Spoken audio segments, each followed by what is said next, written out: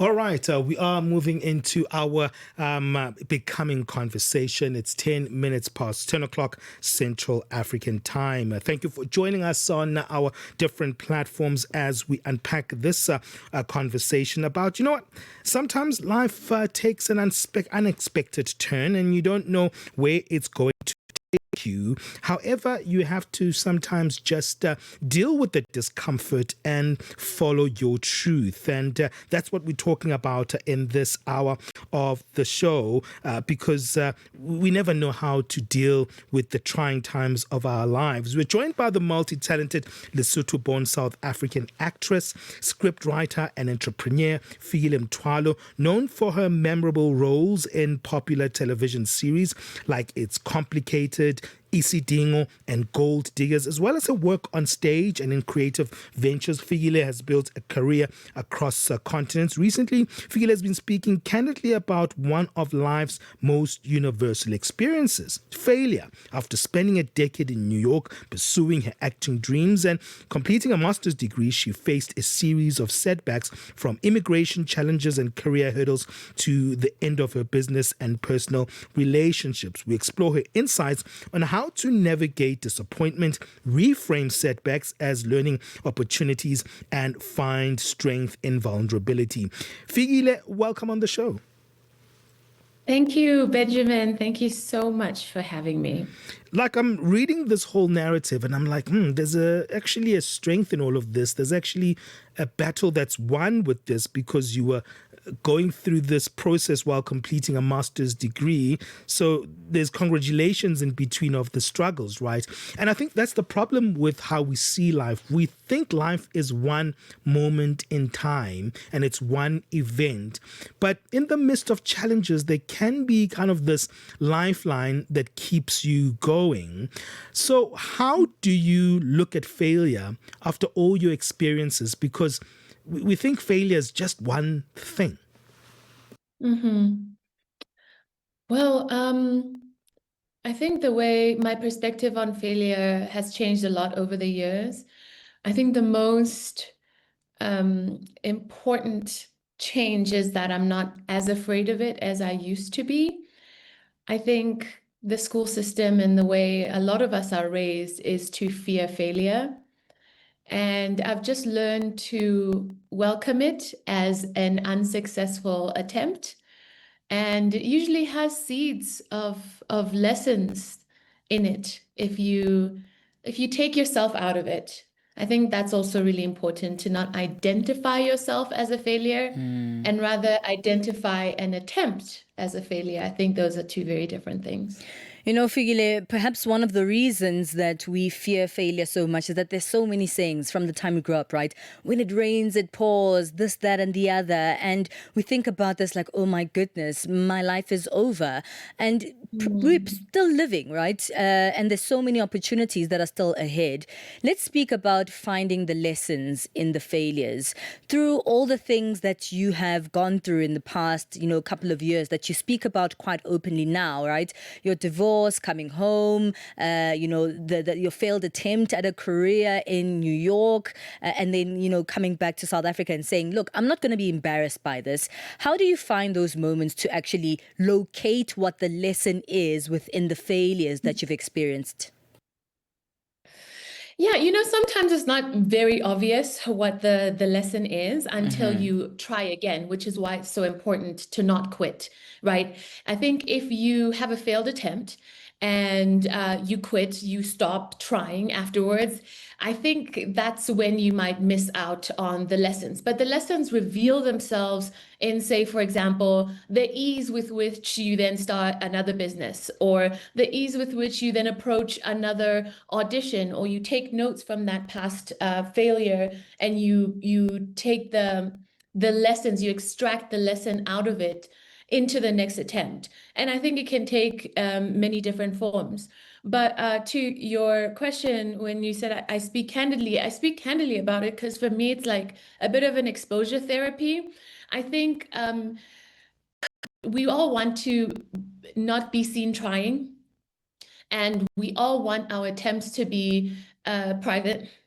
And that is because then we only have ourselves and our perception of ourselves to deal with. But I do think part of being a successful person is to transcend the opinions of other people.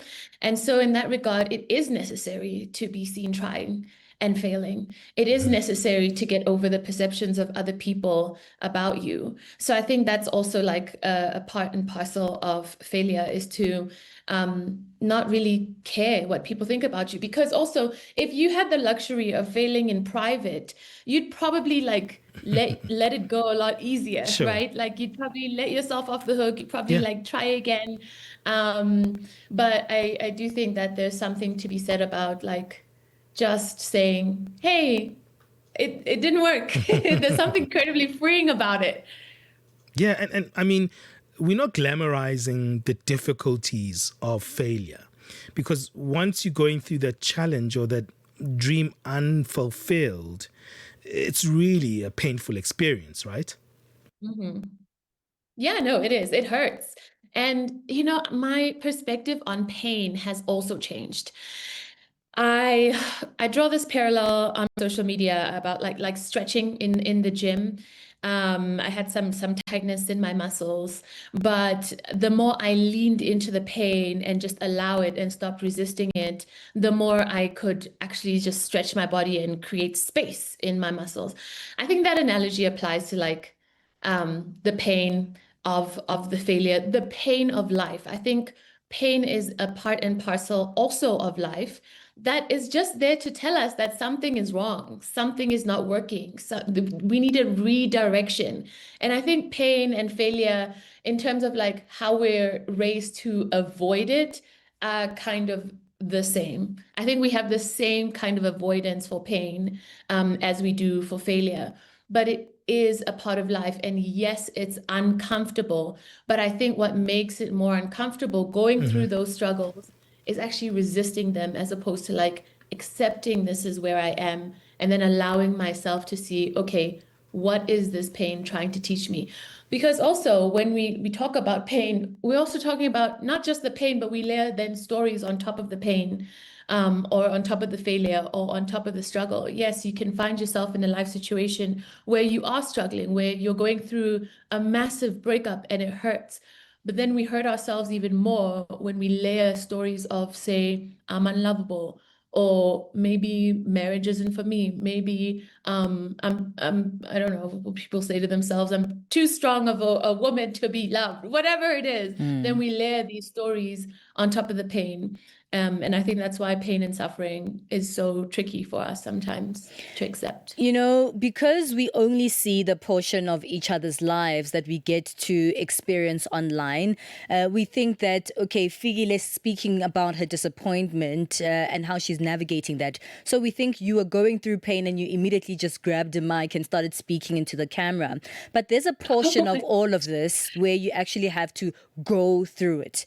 The portion that you actually have to experience the pain in order to get through it. And we don't get to see that portion. For you, I want to find out that experience, that particular portion of you, even before you get to the other side and say, okay, now I'm ready to share my experiences. I'm ready for, people to think whatever they do, but it's for my own purpose and the purposes of those who are going to learn from my own experience. I want you to keep those feelings in mind right now as we go on the break. And when we come back, we can really unpack that emotional bit that many of us don't get to see in each other's lives. It's 20 minutes past 10 Central Africa time. We'll continue having this incredible conversation with Fikile Mthwalo after the break. 60 years of stories and sounds.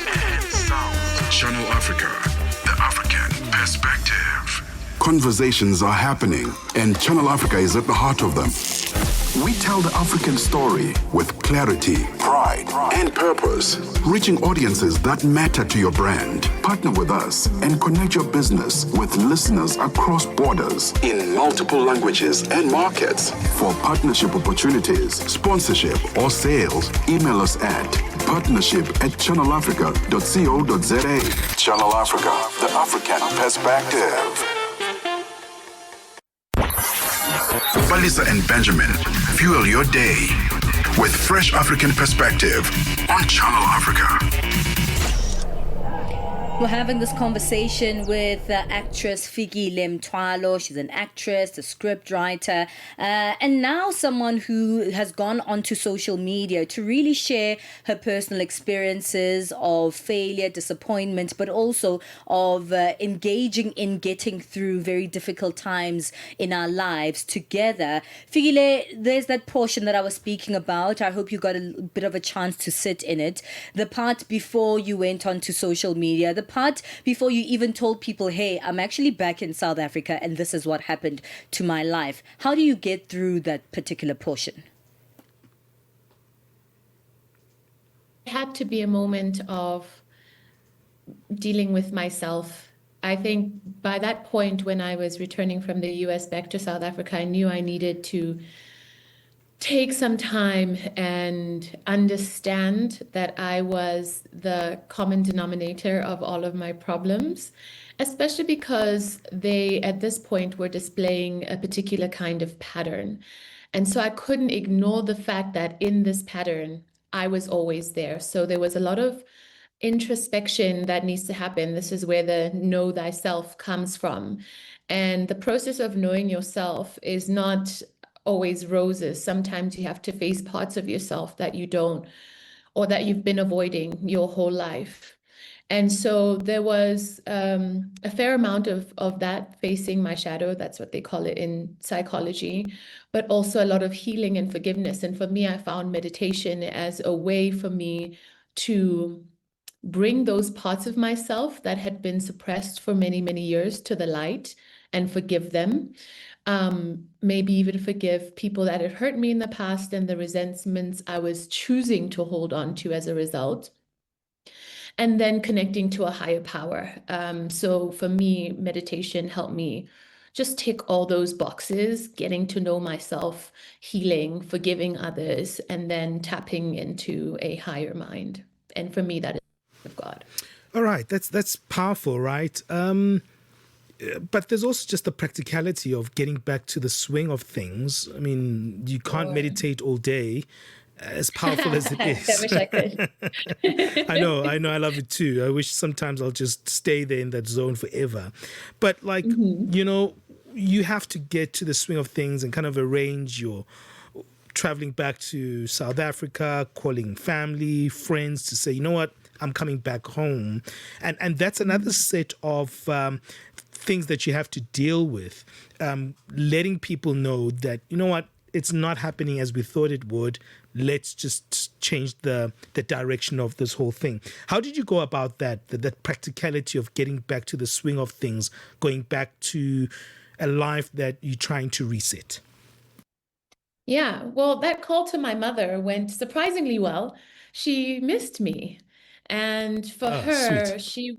she wasn't living in my story of that I'm a failure. For her, her baby was coming back home and she always had a home to come back to.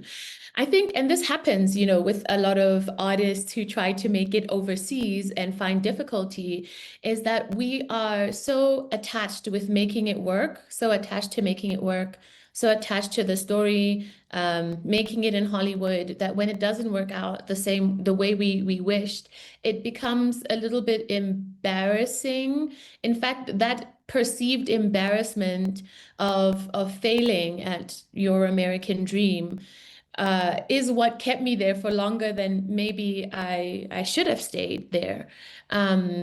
You know, I do have this feeling that I should have come back earlier, but then at the same time, I have no regrets because it happened the way it happened. But I think a lot of us, when we especially like publicly declare, okay, I'm going for this thing, and then it doesn't work, the levels of public declaration are very different. It's fine to declare you're going to go for it, but then when it doesn't work, it's a very different story. You want to be left alone, you know, and that's fine. You're entitled to share what you want to share. It's just our human nature. But the reception from my family, very warm. Honestly, the reflection from people who I thought had forgotten about me. I never went on social media really with the intention to make an announcement that I was back home. I was, from my perspective, speaking into a void, as it were.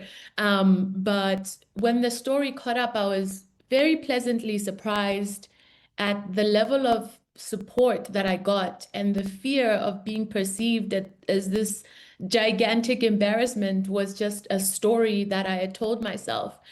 But, anything that we think that other people think of us is actually our own thoughts of what we perceive that they think. So it's all us at the end of the day. It goes back to the suffering and the story that we build on top of it. The truth is, all I did was catch a flight from New York to Cape Town. Everything else is just a story. Yeah, I love the fact that you speak about that factor where you think, yeah, this is going to be quite embarrassing. I actually saw one of your posts saying embarrassment is the price of entry and I'm willing to pay it. And I think from a young age, we're taught to fear embarrassment. When we were younger, our parents embarrass us at the mall. We fall on the steps and, the other kids laugh at us. We feel embarrassed. We know the sensation of how that feels in our body and how uncomfortable that feels in our body. So we move about life trying our best not to get embarrassed. But sometimes it's the embarrassment that actually leads to your next opportunity. How did you overcome that? I think it's something that many of us are finding a hard time to do, because even those who have their opportunities lying on social media in their next camera clip or their next post are just so afraid of being embarrassed and being seen. And I think you said the key word there, afraid. Fear is one of our greatest illusions and also setbacks in our experience. Fear is us projecting into the unknown that things are not going to work out. And the truth is, we don't know. It's just that we are conditioned to fear the unknown. And so we project all sorts of narratives that make us stop what we're meant to do in this world. In terms of embarrassment and getting over that, it goes back to that perception of what people are thinking of me, that fear that they're thinking badly of me. But then again, you have to turn that thought inwards. You don't know what people are thinking of you. People are probably not thinking about you at all.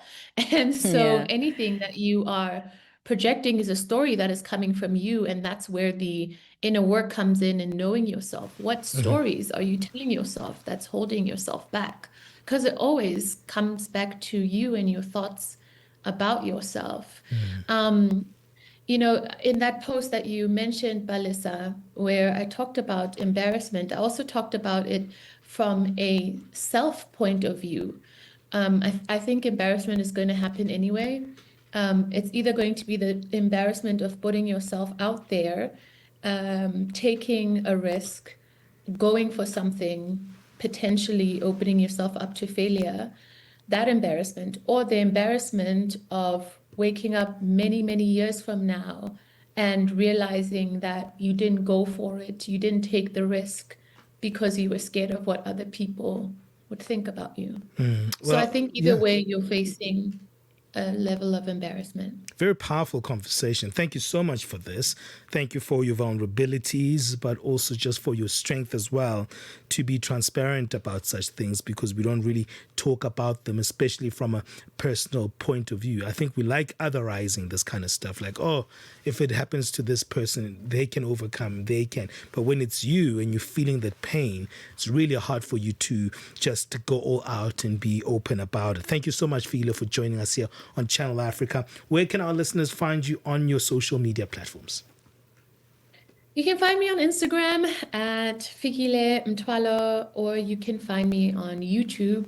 Nice. My channel is called 2020 Fix. Fantastic. Thank you so much. It's been wonderful. That's Fikile Mthwalo, actress, scriptwriter, and entrepreneur, helping us on our Becoming conversation. You can contribute on our WhatsApp number or also on our live streams. So let's move on now. It's 10:30 Central African time. Let's get Fikile Mthwalo back to give us our latest sports.